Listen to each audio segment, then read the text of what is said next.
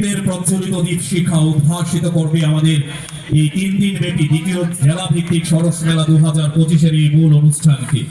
এই প্রদীপ হবে উন্নয়নের প্রদীপ, এই প্রদীপ হবে গ্রামীণ শক্তি সিপাহীজলা জেলার উন্নয়নের প্রদীপ। এই প্রদীপ হবে সিপাহীজলা জেলার পথ চলার জন্য সবার সঙ্গে সমৃদ্ধের আসন গ্রহণ করার জন্য আমরা বিশেষভাবে অনুরোধ করছি। জাতি মুসলমান এই বিশিং থেকে চিনি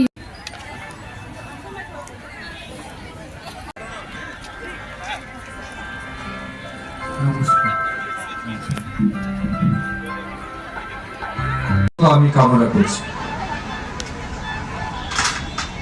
আপনারা আমার আগের বক্তাদের কাছ থেকে জানতে পেরেছেন এই মেলার উদ্দেশ্য কি এবং কেন এই মেলা আয়োজন করা হয়েছে।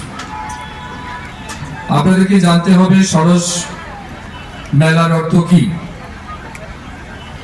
সরস শব্দের অর্থ হচ্ছে sale of articles of rural artisan society, অর্থাৎ আমাদের গ্রামীণ এলাকায় যারা হস্ত কারুর শিল্পে বিভিন্ন প্রোডাক্ট তৈরি করেন,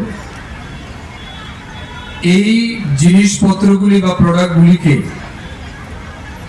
একটা বাজার তৈরি করে দেওয়ার জন্য এবং তাদের স্কিলকে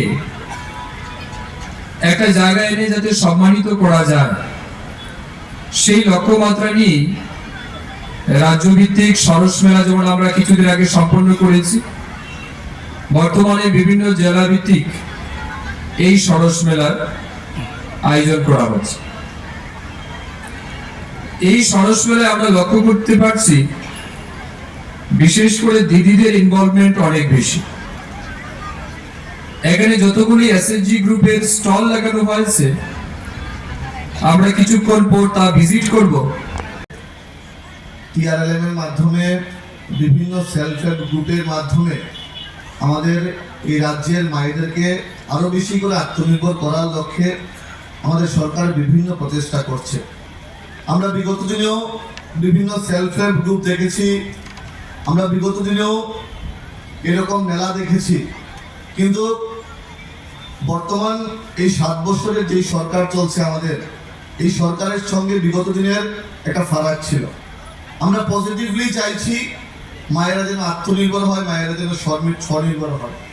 আমরা লক্ষ্য করছি একটা সময় একটা সবাই মনে একটা সেলফ হেল্প গ্রুপের লোনের টাকা নিয়ে নিজেরা বিভিন্নভাবে নিজেদের জন্য খরচ করতো।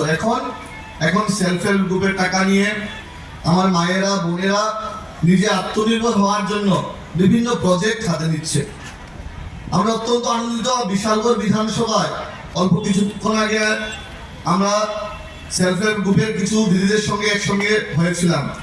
সামনে দোল হোলি আসছে, ওনারা নিজেরা মানে অর্গানিক ভাবে ফুলের পাতা দিয়ে, পালং শাকের পাতা দিয়ে, তারপর বিটরুট দিয়ে অর্গানিক ভাবে আবির তৈরি করছে, গুলাল তৈরি করছে।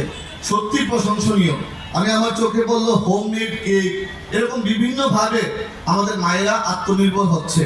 এতে করে আমাদের সরকারের যে ইচ্ছা মায়েদেরকে আত্মনির্ভর করা, সেই ইচ্ছাটা কিন্তু পূরণ হচ্ছে। আমরা একদম ফিল্ড লেভেল পর্যন্ত সেটাকে ইমপ্লিমেন্টেশন করতে পারছি।